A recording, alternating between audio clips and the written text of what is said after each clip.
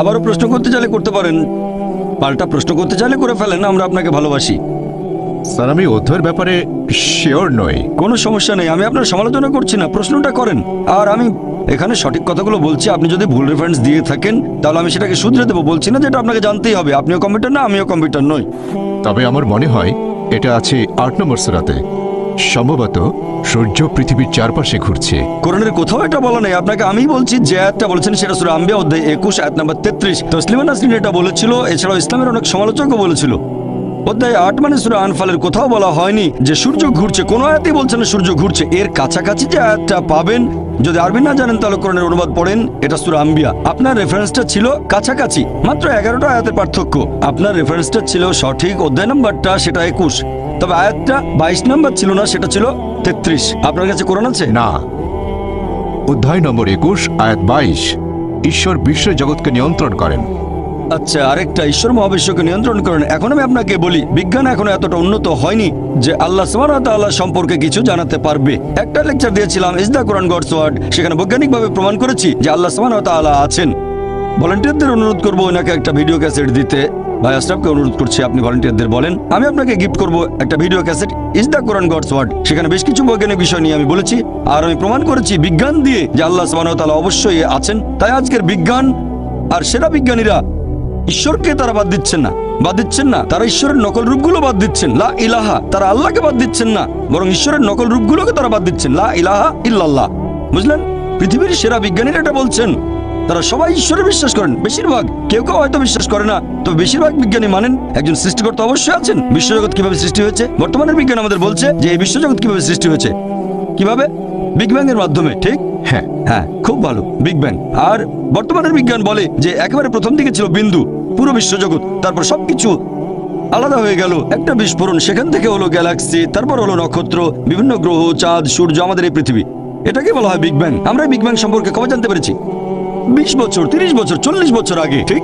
হ্যাঁ, ঠিক। আল্লাহ পবিত্র কোরআনে বলেছেন সূরা আম্বিয়া অধ্যায় নম্বর 21 আয়াত নম্বর 30, আল্লাহ 1400 বছর আগে বলেছেন, আল্লাহ বলেছেন যে অবিশ্বাসীরা কি এটা দেখে না আকাশমণ্ডলী আর পৃথিবী ওতপ্রোতভাবে মিশেছিল? অবিশ্বাসীরা কি দেখে না যে আকাশমণ্ডলী ও পৃথিবী মিশেছিল, আমি তাদের পৃথক করে দিলাম? তাহলে আল্লাহ বলছেন আকাশ আর পৃথিবী একসাথে ছিল, আমি তাদের আলাদা করে দিলাম। বিজ্ঞানীরা এখন এই বিগ ব্যাং সম্পর্কে বলছেন, আর কোরআন 1400 বছর আগেই সেটা সংক্ষেপে বলেছে। এ কথা কে বলতে পারেন? বিজ্ঞান তো সে সময় উন্নত ছিল না। কে? আমাদের স্রষ্টা। এভাবে পুরো একটা লেকচার দিয়েছি।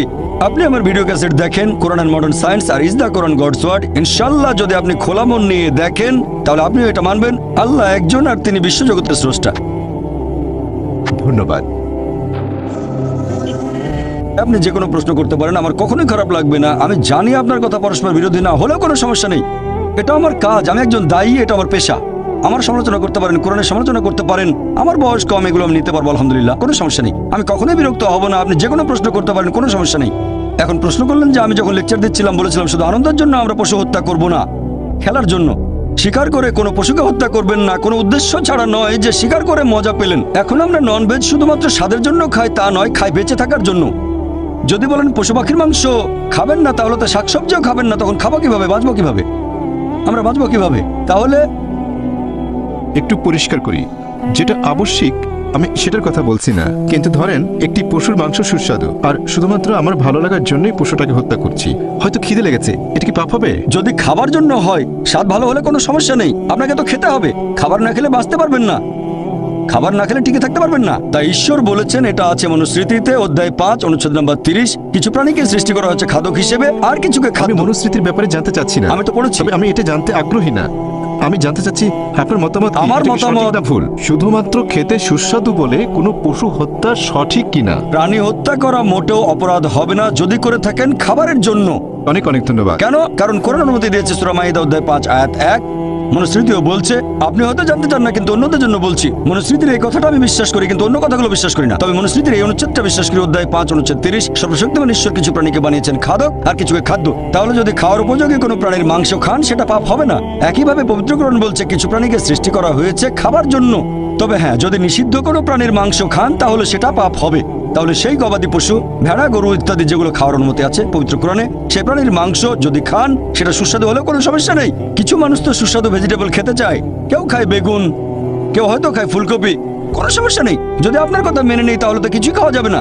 হয় আমাদের গাছপালা হত্যা করতে হবে, না তো প্রাণী হত্যা। তো খাওয়ার সময় যদি ভালো খাবার খান, খাবার নষ্ট না করেন, খাবার নষ্ট করা ঠিক না, খাবার নষ্ট করা এটা ভালো না।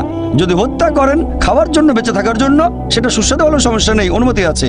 পবিত্র কোরআনে কথা বলছে সূরা মাইদা অধ্যায় 5 আয়াত 1, সূরা নাহল অধ্যায় 16 আয়াত 5, এছাড়াও সূরা মুমিনুন অধ্যায় 23 আয়াত 21। আশা করি উত্তরটা পেয়েছেন।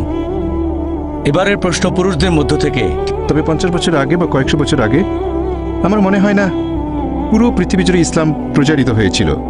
ঠিক আপনি বললেন ঈশ্বরের সাথে অন্য কাউকে শরীক করা হলো সবচেয়ে বড় পাপ। তবে একজন লোক হয়তো পৃথিবীর এক প্রান্তে জন্মেছে, সে হয়তো মানে দেবতা শিব অথবা বিষ্ণুকে অথবা যীশু খ্রিস্টকে, সে তখন মনে করে যে এটা ঈশ্বর। এখন সেও কি কোনো পাপ করছে? ভাই খুব সুন্দর প্রশ্ন করেছেন যে পৃথিবী তো অনেক বড়, ইসলাম এসেছে মাত্র 1400 বছর আগে আপনার মতে, আর মানুষ তো ইসলাম সম্পর্কে জানতো না। কারো কাছে ঈশ্বর ছিল শিব, কারো কাছে ব্রহ্মা।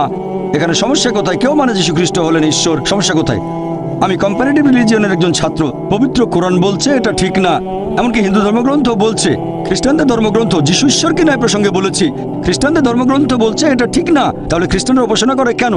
আগামীকাল কেউ আপনাকে ঈশ্বর বলবে অথবা আমাকে ঈশ্বর বলবে, সেটা কি মেনে নেব? আসলে যেটা ভুল সেটা তো ভুলই। এখন ব্রহ্মা সম্পর্কে বলি, ঈশ্বরকে যদি ব্রহ্মা বলেন অথবা শিব হলেন ঈশ্বর, আপনারা খেয়াল করলে দেখবেন এই কথাগুলো আছে ঋগ্বেদে। ঋগ্বেদ গ্রন্থ নম্বর 2 অনুচ্ছেদ 1 পরিচ্ছেদ 3।